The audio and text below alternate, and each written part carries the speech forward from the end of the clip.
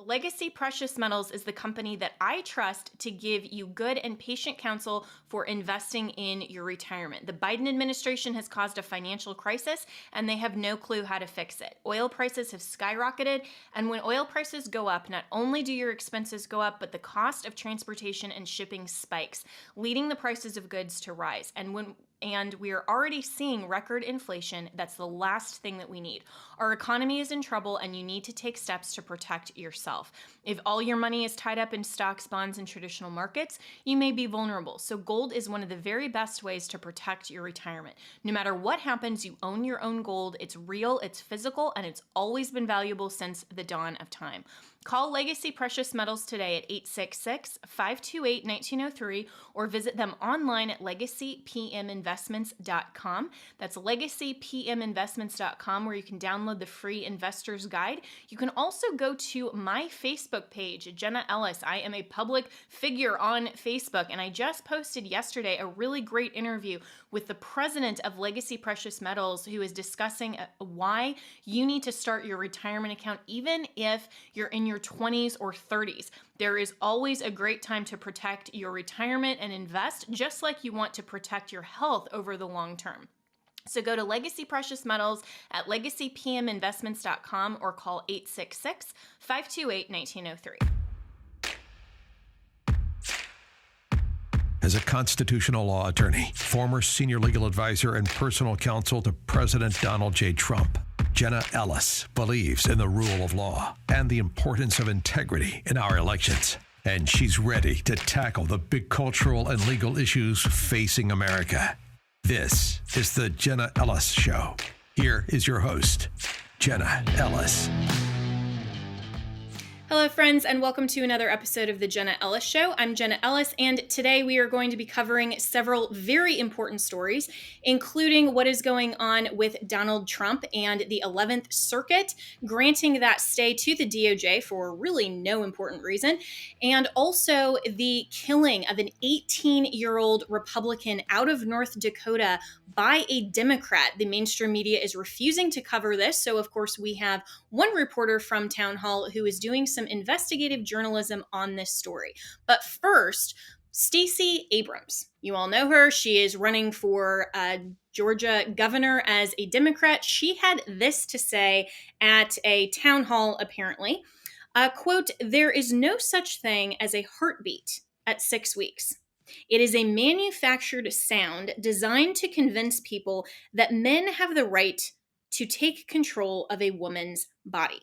This is, of course, insane, absurd, and as crazy as you would expect from somebody like Stacey Abrams, but this actually gives us a window of insight into the Democrats' strategy for how they are going to continue to combat the pro-life truth, not just narrative or story or policy position, but the actual truth that life begins at conception and is valuable all the way until natural death.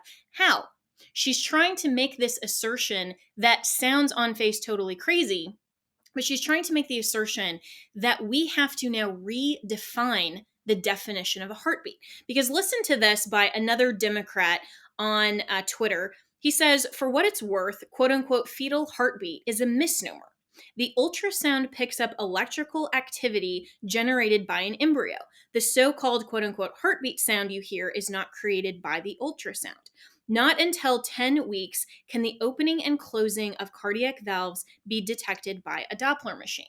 So basically what they're saying is just because this is amplified by an ultrasound, a heartbeat is now just electrical impulses. Like what the Democrats want to tell you are our thoughts and our brain waves and wavelengths, that we are just a conglomeration of cells, not only in the womb, but also as human beings, and that our thoughts and our natural impulses and our desires as human beings are nothing more than just brain matter, brain waves. And now a heartbeat doesn't signify life to them, doesn't signify value as a human being made in the image of God, but it's just a manufactured amplification of an ultrasound machine.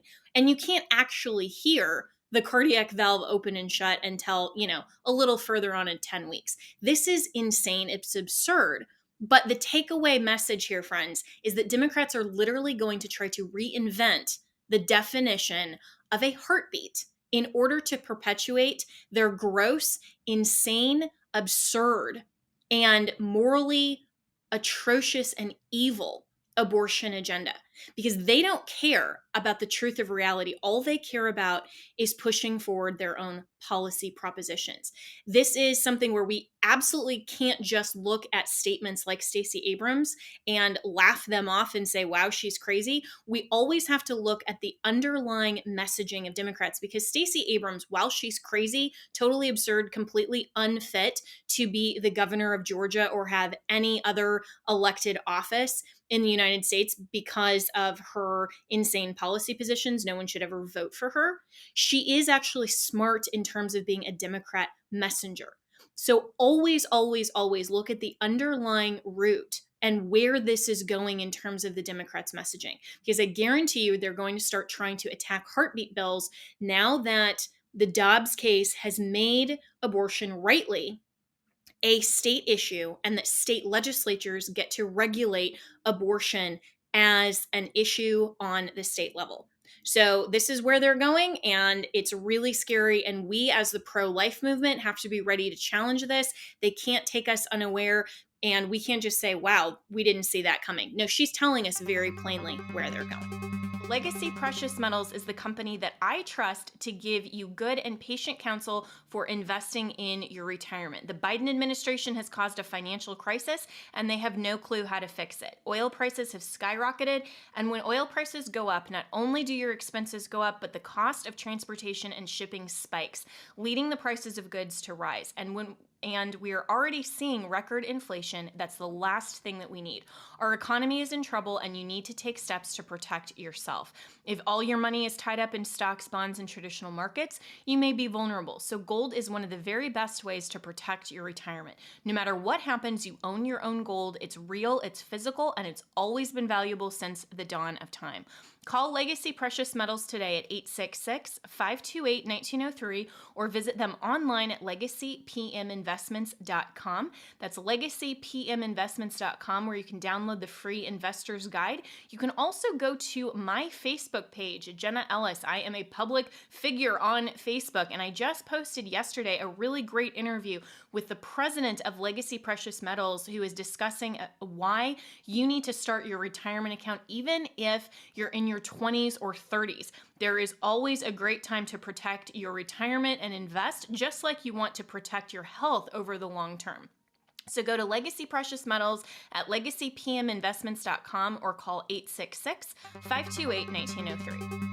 All right, so the second story we want to get to today that you may not have heard, shockingly, and this is why I would encourage you, please follow my social media for all of these important stories that mainstream media refuses to cover. If you wonder why your friends who are Democrats and liberals are unaware of what's going on, or they have this ridiculous notion of what's newsworthy in America, it's probably because they're not following sources that are going to tell you what's going on in the world. But this is the headline from the Post Millennial. Breaking: North Dakota man who intentionally killed conservative teen failed to render aid and fled the scene.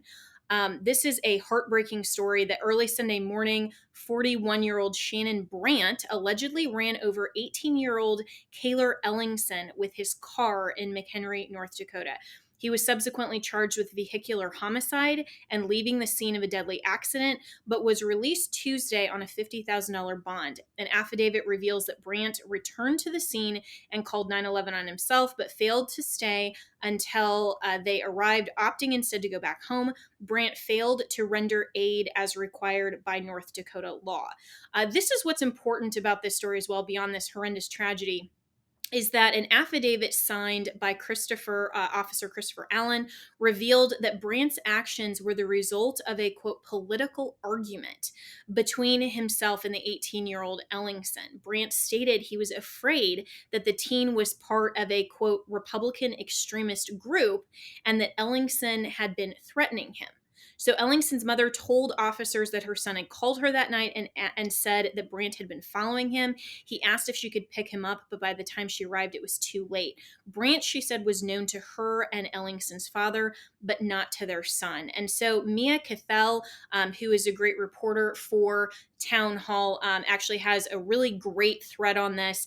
She's talking about the affidavit, the search warrant she obtained, and I'm going to have her on in just a few moments. But this story is so important because let's realize the narrative of what's going on here. You have a 41-year-old who intentionally runs down an 18-year-old for what crime? Simply for being Republican, for being a conservative. Now, can you imagine if this were the reverse and a Republican ran down with their car or any other method, or even just, said mean things on Twitter against a Democrat? This would be, according to Joe Biden, proof of semi-fascism and Republican extremism and that we're all domestic terrorists. But when his whole scary inciting of violence is actually happening in North Dakota, of all places, then nothing. The mainstream media, the MSNBCs, the CNNs, the Morning Joes, the Don Lemons, nobody's covering this. Why? Because it goes completely against their narrative, and it goes against what Joe Biden is trying to foment in this country. He is trying to incite violence, and he actually did. I would love, and I actually called out yesterday Kevin McCarthy on Twitter and said, I would love for the Republicans, when we get control of Congress in November, to pledge that they will open an investigation into Joe Biden for his words on that September 1st speech, where it was so clearly trying to foment and incite violence by Democrats against Republicans, leftists against conservatives, calling us domestic terrorists, calling us extremists. And now, when this actually happens after his speech, why is he not being held to the same standard as the Democrats are shoving down Donald Trump's throat for January 6th when he didn't make any kind of inciting remarks at all? Nothing compared to the level of rhetoric of Joe Biden at his September 1st speech. When Donald Trump says peacefully and patriotically protest, very different than the rhetoric from Joe Biden. But the Democrats impeached Donald Trump and continue to allege to the January 6th committee through DOJ investigations that Donald Trump is somehow responsible for criminal activity and inciting violence at the United States Capitol, simply for letting America know, hey, you can exercise your constitutionally protected First Amendment freedoms of peacefully and patriotically protesting.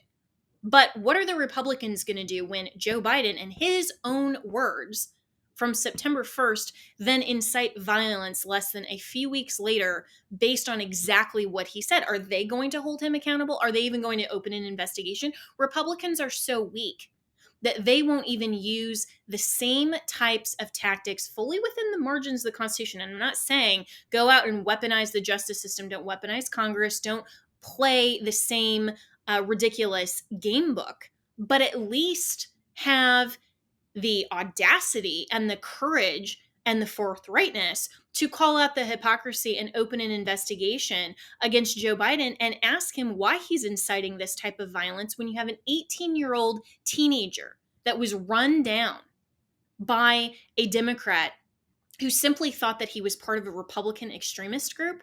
That's exactly what Joe Biden is predicting. So why is no one holding him accountable? And for the state of North Dakota, I think that they were just totally unprepared to have the national attention focused on this. And I'm going to talk with Mia Cathell about this as well, because the Republican Attorney General of North Dakota is going on Twitter then and just making all these comments like hashtag be legendary, completely tone deaf. The governor of the state of North Dakota, which I don't even know. Do you know his name? I actually had to look it up. I had no idea who the governor of North Dakota was because, it's probably a really cushy seat over there because nothing really newsworthy seems to ever happen from North Dakota. But he didn't even tweet or have a statement at all until yesterday, after there was intense public pressure on him because all he said and his Twitter yesterday was so absurd. So here it is. Governor Doug Burgum And I was talking to another political person yesterday. I won't name who it is, but it was funny, who actually works for another governor, and not Doug, but actually spelled his name wrong. Like, that's how few people know who this governor even is. But he tweeted yesterday, "Join us in celebrating World Gratitude Day. We are deeply grateful to all North Dakotans, I don't know, for making our great state the best place to live, work, and raise a family. We also give thanks for our abundant resources and the incredible natural beauty of our wonderful state. Hashtag gratitude." That's his tweet. When all of this firestorm is happening in his state, and as the governor, he doesn't have the wherewithal to stand up and make a statement, to hold a press conference. If this was in Florida, Ron DeSantis would have immediately been on this. He would have been attacking the mainstream media for not covering the story. He would have been calling out Joe Biden for his absurd, insightful statements. But here's the Republican weak governor of North Dakota, who finally, after getting severely ratioed on Twitter, called out for his lackluster, feckless actions, he finally, last night at 10:34 p.m. his time, so nobody's really paying attention, he tweets, "Tonight we pray for the family of Cayler Ellingson in the aftermath of their tragic and unnecessary loss. Violence is never the answer to disagreements of any kind, including political, and those who perpetuate it must be held accountable to the fullest extent of the law." So I responded and said, "LOL, look who finally made a weak sauce public statement after severe ratio and public pressure at 10:34 CT Central Time, when no one will see it." I mean, that was just the most milquetoast sort of statement he could have possibly made. He's not calling out the Democrats. He's not calling out Joe Biden. He's not doing anything because probably he's completely unprepared. He has no idea what to do, and he's just sitting back in his cushy little North Dakota while this is all happening now in his jurisdiction. And this was Sunday, Sunday that this happened, until Wednesday. He had all that time, and his comms people couldn't have drafted a better statement than that. He didn't even think to hold a press conference.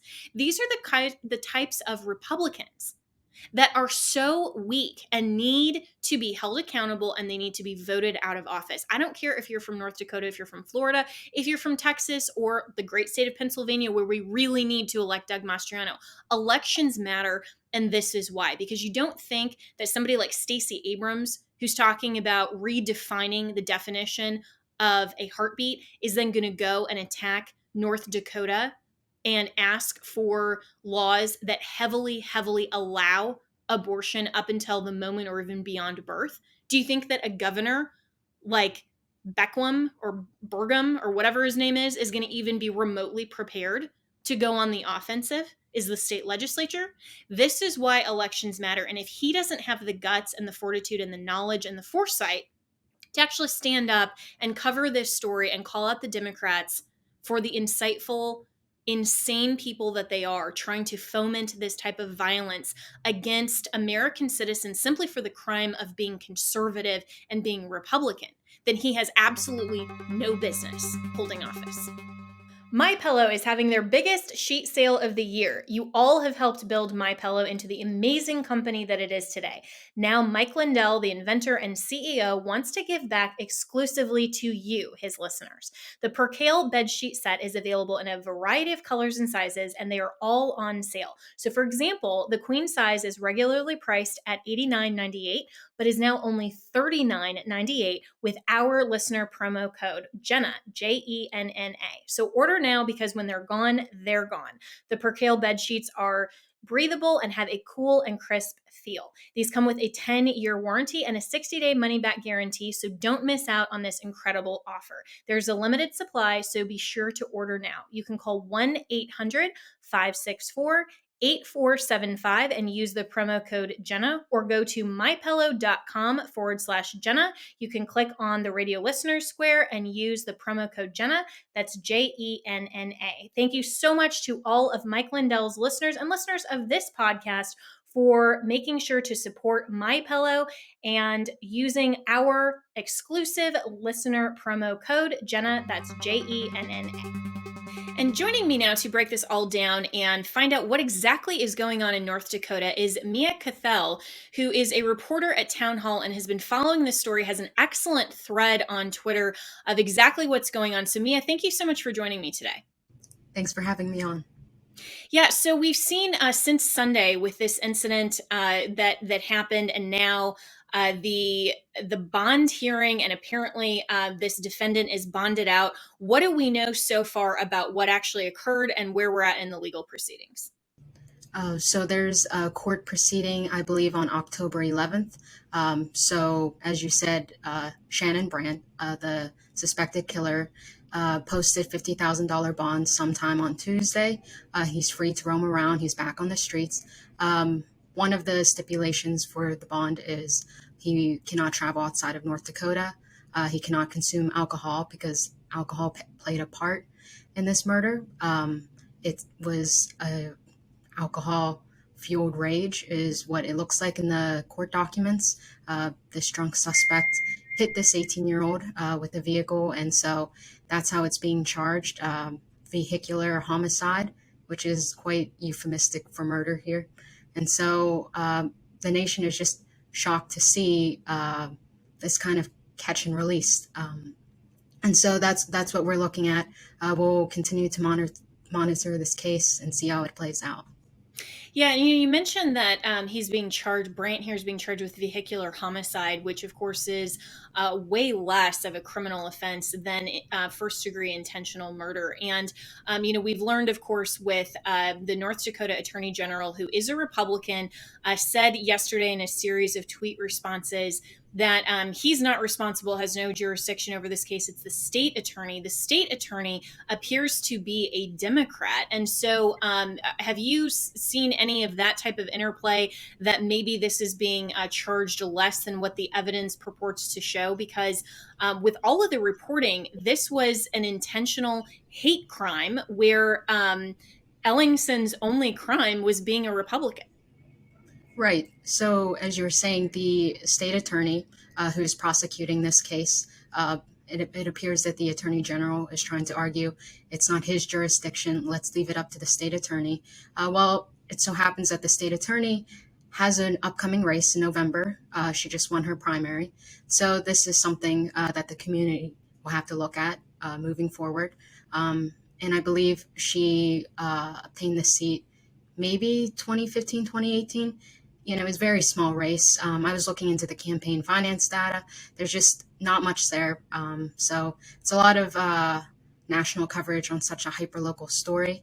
Now the judge who signed off on this bond, he was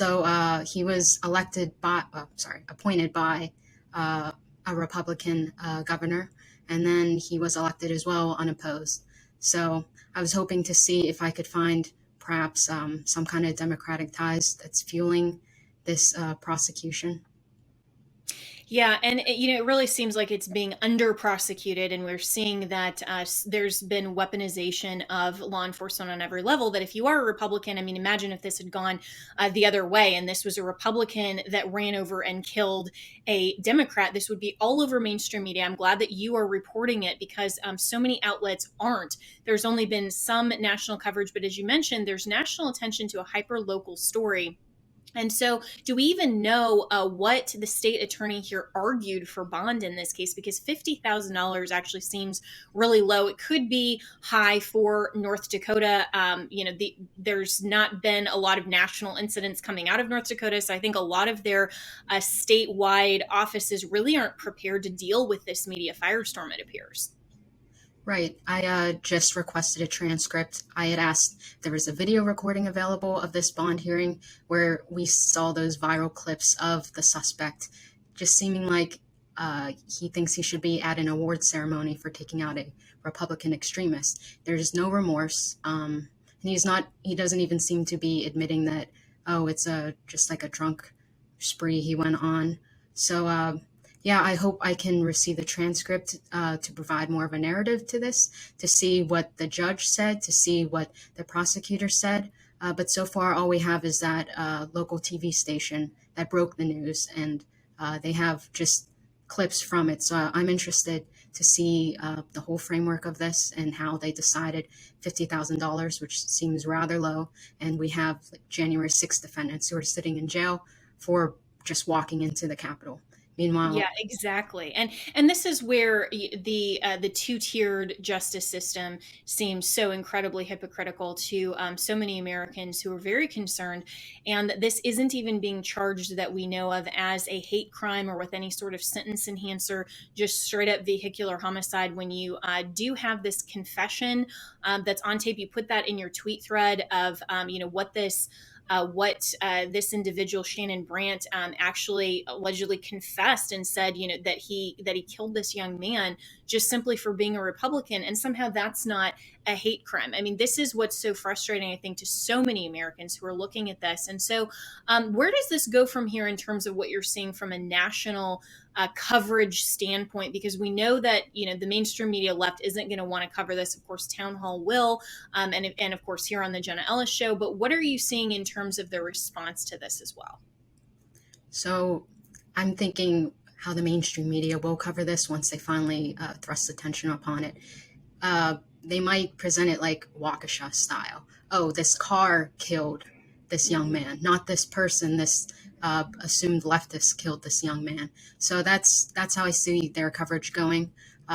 So far, I requested a crash report. That's not available for 10 days until after the crash, which is a long time. I requested an audio recording of the 911 call that the suspect made to emergency services. And they said they checked with their administrator and decided, since it's an ongoing case, an ongoing investigation, no. And that's usually the red tape that you see in these kind of stories. Even though if the roles were reversed, or let's say the victim was a black male, there would be so much transparency. It would be blown wide open. But there's just so much cover up. It reminds me of that 10-year-old rape victim in Ohio. There was just so much government cover up to what was going on. And the people have a right to know, in the victim's case, in both of these cases.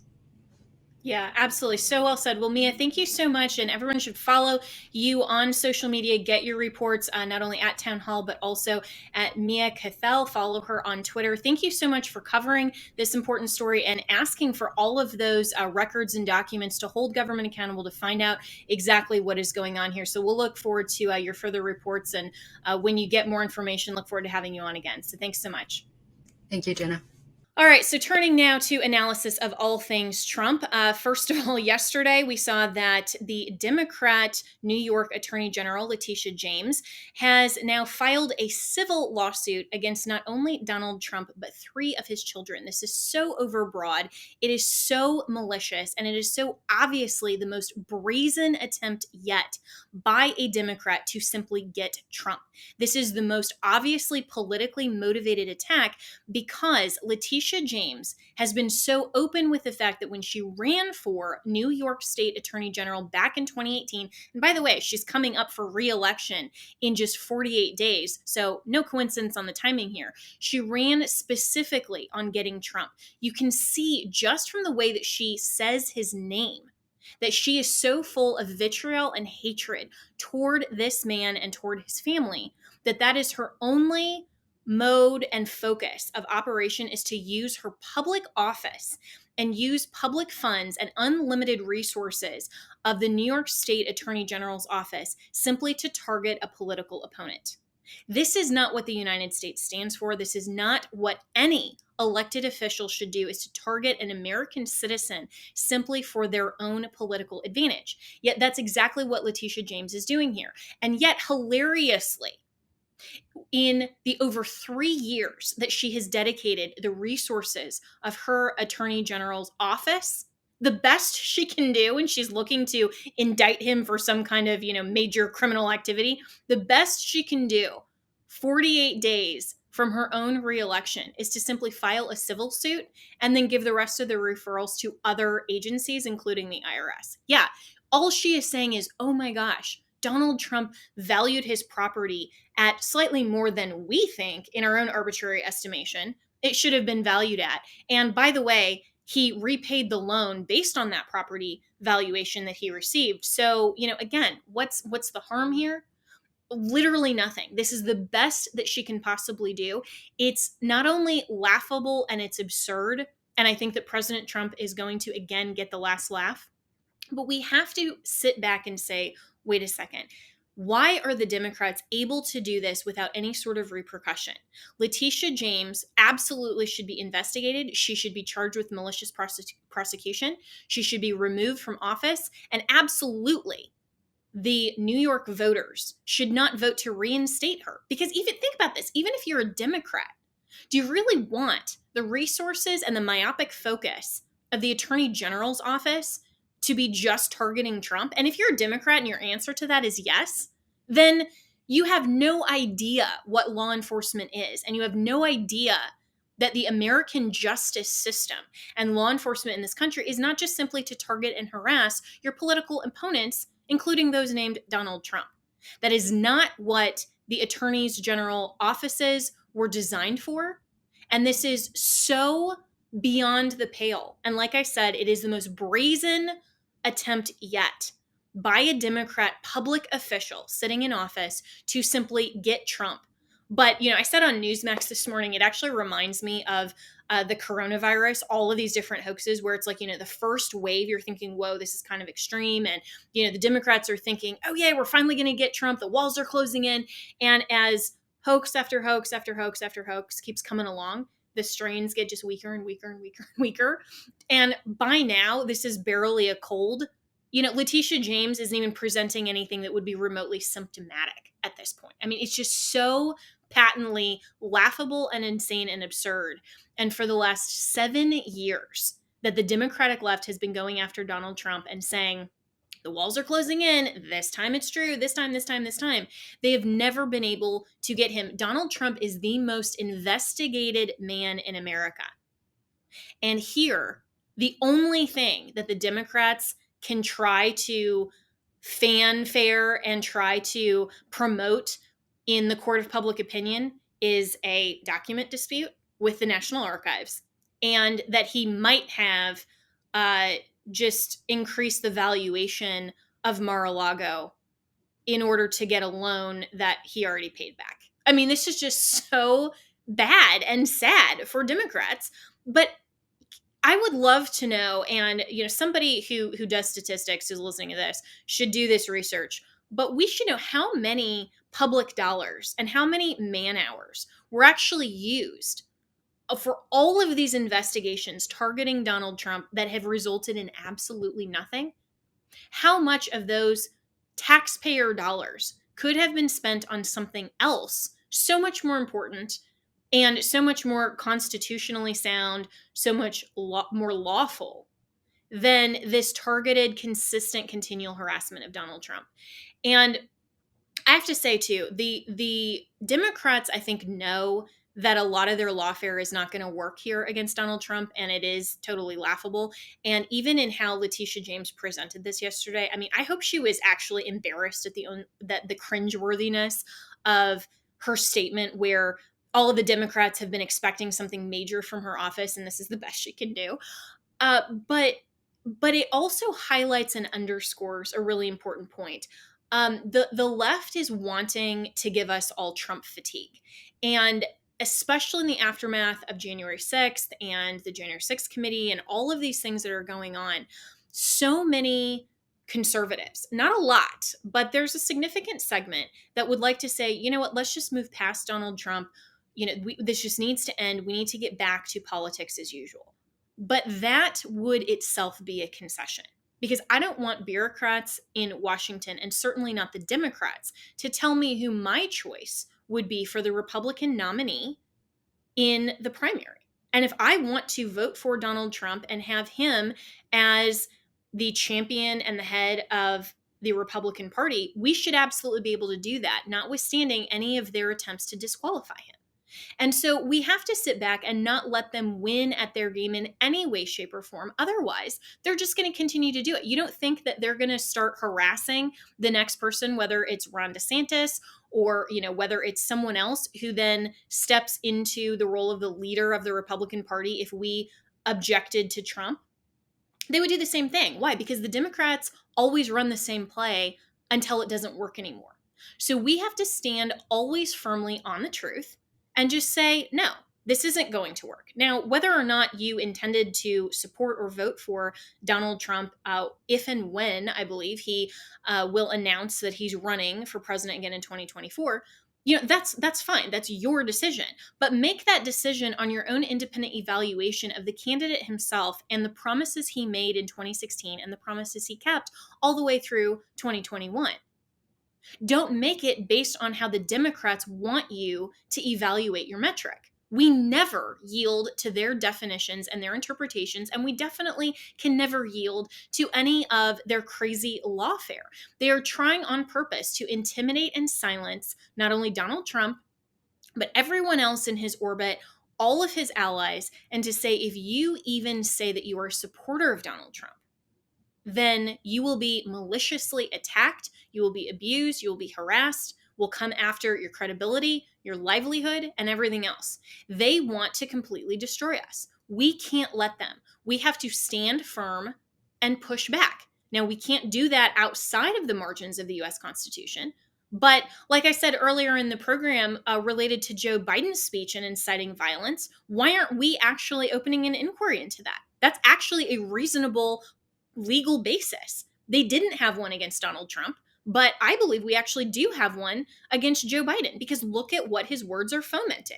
And there are actual results that he incited to eminent lawless action. That's the standard in law for inciting violence.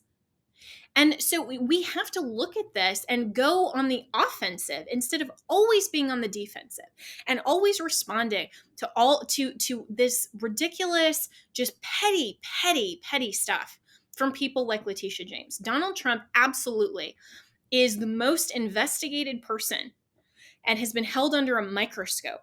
And in 7 years, not one thing that the Democrats have alleged, and certainly not what, they overbloviate in the mainstream media and on Twitter and in the court of public opinion, none of that ever comes to fruition. But, here now, oh yeah, the civil suit, that'll be the thing, right? But again, she maybe isn't even going after the jugular. She's simply going after trying to get him to not be able to conduct business in the state of New York. That would substantially cripple the Trump organization, and that would be a huge talking point for the left coming into a presidential election cycle. So this is all a coordinated effort to simply take down Trump and get to you and me. Because as Trump always says, it's after you. They're coming after you. He's just in the way. So this also goes into the analysis of the 11th Circuit and their opinion yesterday that the DOJ, of course, appealed the appointment of a special master. And, as I'm reading this opinion, a couple of things stood out for me. In this opinion, of course, I disagree with the 3-judge panel of the 11th Circuit. It was surprising to me because typically the 11th Circuit is a lot more conservative in their approach, not meaning politically conservative, not meaning Republican versus Democrat, but meaning conserving the principles of the Constitution and making sure that everyone, including President Trump's rights and constitutionally protected assertions, rights and assertions are ultimately protected. So this was surprising. If this had been in the 9th Circuit or the 9th Circus, then I wouldn't have been surprised at all by this opinion. But the 11th Circuit, it was surprising. I do disagree with their opinion. So a couple of things. First of all, this was very narrow in scope. They said this. They said it was only as it pertained to the roughly 100 documents that were going to be reviewed by the special master. And they actually said in their opinion that this would significantly impact and could impede the DOJ's investigation and that the public has an interest in national security. Now, all of that is true, that it may impede the DOJ. The public does have an interest in national security, but to go so far as to say that the appointment of a special master as an independent reviewer of the categorization and the separation and analysis of these documents, it isn't suspect. That's something that I fully disagree with. And I don't think that they can make the assertion that a special master would have so impeded the investigation for that limited scope and a limited time period that somehow their stay of the special master was warranted. And so What I found through this, about almost 30-page opinion from the 11th Circuit was that the panel here did not share the same, I think, healthy level of skepticism and the demand for third party unbiased oversight of the DOJ and the FBI in their activities and in their taint teams. And that was expressed by Judge Cannon very clearly in her original opinion, where she granted the special master, where she said, I'm concerned about leaks from the government that have clearly been given to leftist activist news outlets. I'm concerned about the DOJ and their credibility here. I mean, look at how much not only they've targeted Trump specifically, but a lot of their other activities that we've now seen with the FISA court, with the Carter Page stuff. I mean, all of this that has gone on by the weaponized DOJ and the FBI. And she simply expressed skepticism in the DOJ's ability, and I think, their even intent to properly categorize and separate these documents in a way that was overseeing this correctly and protecting President Trump's constitutionally protected rights. And so having a third party oversee the DOJ instead of having them oversee themselves makes sense here. And so the 11th Circuit, by and large, simply didn't share that same skepticism, and they're content to allow the DOJ and the FBI, so the government, to oversee itself, which I think is remarkably absurd. And whether or not politics played into this, of course, there were assertions and there was a lot of highlights about the composition of the 3-judge panel, which I think is so inappropriately placed. And I'm so tired of the leftists weaponizing the identity of the appointments to the bench as if that always helps them in their argument. Because anytime you hear, like Judge Cannon, for example, who was appointed by President Trump, oh, it's a Trump judge, so of course they're going to rule in his favor, and Trump has the judge in his pocket, and all of these things, and they cry foul, and they are actually putting forward an ethics complaint against her, right? That's so insane, but it's the Democrats' playbook. Right. And then as soon as a 3-judge panel that had 2 judges that were Trump appointed, 1 judge that was appointed by then President Barack Obama. Now, because they hold against Trump, it's, oh, look, Trump's judges are turning against him. Ha, ha, ha. And he can't even control his own judges. And they know that the walls are closing in so much that his own judges won't even stand behind him. Well, okay, which is it? Which is it? Either Trump has his judges or Trump's judges are getting revenge. I mean, those are all political statements. Now, it doesn't matter, ultimately, at the end of the day, what president appointed which judge. They're all confirmed, ultimately, by a bipartisan Senate, for one thing. So this isn't just a unilateral appointment by a United States president. You have to look at how federal Article 3 judges are actually appointed.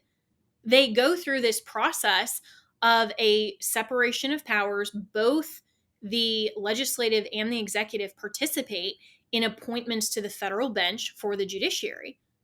But also, you have to look at the fact that judges are totally, and they have to be, unbiased.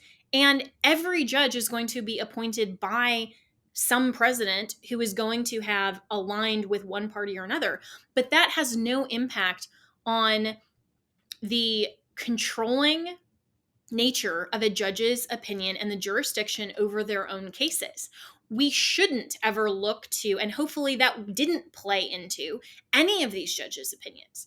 Because when you are a judge and you take that oath of office to sit on the bench, you are saying that you will be fair and unbiased and be part of the judicial branch, not the executive, not the legislative. You're not part of the political branches. And that's actually the judicial canon of ethics says that you have to be unbiased. And so for the left to always weaponize this, I mean, looking at the composition of the bench, you can, in a sense, look at, okay, what would these types of individuals be predisposed to hold based on their understanding of originalism, of interpretation of the law, interpretation of the Constitution. All of that is totally fair game, because obviously Democrats are going to appoint more activists that have a fluid interpretation of the Constitution. Republicans, hopefully, are going to appoint textual originalists. So in that framework, sure, that's fair analysis. But to simply say that just because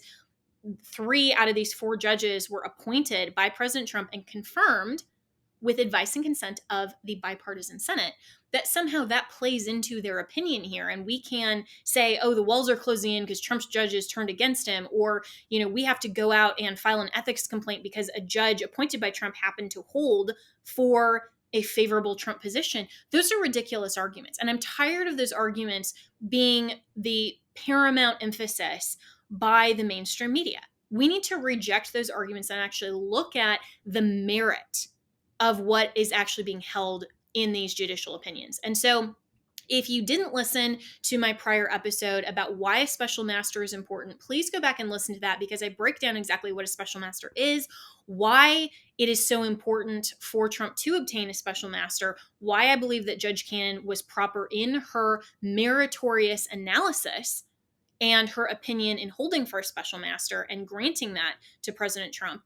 But then looking at the merit and I think here the lack of merit in the third or in the 3-judge panel's opinion from the 11th Circuit, their whole analysis turns on the fact that they think that it is so urgent that 2 years after this document dispute has been going back and forth, that somehow the DOJ having access to these documents, maybe a mere matter of days or a week or 2 earlier, is somehow so urgent that that can suppress the constitutionally protected Fourth Amendment rights of President Trump. That balancing interest, I just don't see here. I think that as we have always said in the context of American jurisprudence, when there is a balancing interest between the government's prosecutorial interests versus the subject and the target of that prosecution, that respondent or defendant, their constitutionally protected rights,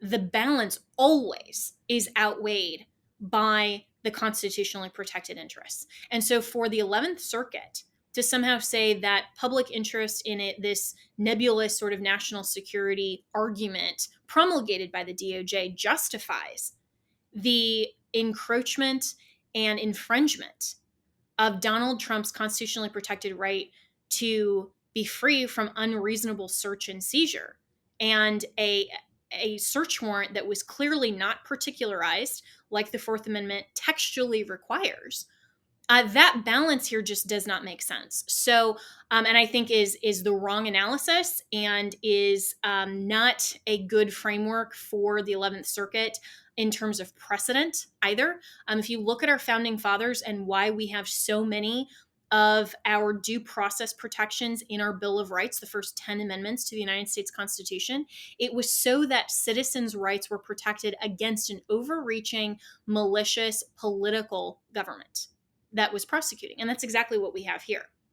So I anticipate that Trump's legal team is looking at all of their legal options. The next step potentially is a writ of emergency appeal to the United States Supreme Court, whether or not they would accept that and even look at this analysis or grant an emergency stay of the 11th Circuit's opinion. All of that remains to be seen. I anticipate that they're looking at all of their legal options like I would if I was them. But we'll see in the next coming days how this works out, how this happens. But the bottom line here, friends, is that we can't look at judges' opinions based on who appointed them to the bench. We shouldn't allow the Democrats to do that when the subject is Donald Trump, who, of course, was president and had the opportunity to appoint judges. We have to look at that in the framework of the Constitution. And second, we have to look at the framework, the merit, and the precedent nature of what the 11th Circuit did here by saying that the DOJ's prosecutorial interests substantially outweighed a private citizen's interests and rights under the U.S. Constitution to have a third-party review of a DOJ that we already know, based on fact and evidence and how they've conducted themselves in other cases, is thoroughly corrupt. That's scary. And I want to ask you now to donate to Food for the Poor United in God's Work. Hurricane Fiona has pummeled the Caribbean with devastating winds, catastrophic flooding, and widespread power outages. Food for the Poor has been serving the poorest nations in that part of the world for more than 40 years, and they are responding again now. So during this time of crisis, hurricane relief kits containing food, water, hygiene kits, medical supplies, and other critically needed items are already being distributed throughout Puerto Rico Rico, the Dominican Republic, and Haiti. You can support this effort by giving your best gift now. Please just text Jenna to 91999, and we have this up on the screen for you for those who are watching on Rumble and YouTube, and we'll send you a link to give. So text Jenna, Jenna, to 91999. Families have lost everything and need our help. Anything you can do will help Food for the Poor to bring aid to these families. Just text Jenna to 91999 and we'll send a link so that you can give. This is one of the largest faith-based international relief agencies in the United States, and Food for the Poor is able to respond quickly and efficiently to disasters like this, but they can't do it without your generous support. So thank you in advance for giving what you can now.